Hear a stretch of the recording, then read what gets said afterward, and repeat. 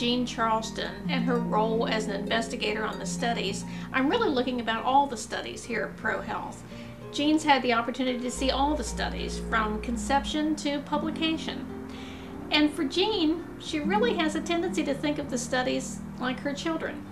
And as all of us have known who have seen children off to college and into the world, we see them go into various paths, and sometimes we're surprised at just how successful they are. In Jean's case, she's had the opportunity to see many of her studies become landmark studies. But even if they weren't landmark studies, they've all had an effect on the quality of people's lives. Jean has a lot of things that she brings to the table as an investigator. For one thing, she's there from the very beginning with recruiting, and she's there when it comes to training. And she trains not only her own local staff, but the staff in the other sites who are working with us as well. In fact, right now I'm making sure I've got my feet flat on the floor, because Jean trains everybody very well on how to take a blood pressure and how to be relaxed. Jean also works, in addition to the training, with helping to keep the people interested in the study.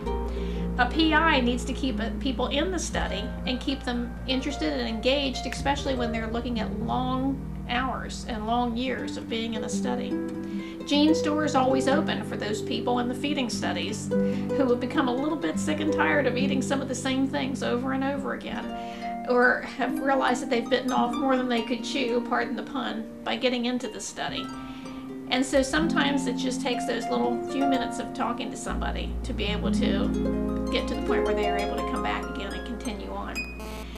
You only need one trip around Jean's office to be able to see all the different cards and gifts and party arrangements that Jean works with to keep people in the study interested and wanting to come back year after year. A study wouldn't be a study if we didn't have participants and if we didn't keep them interested. And that certainly is Jean's role in so many ways. I think Jean was just born for that job.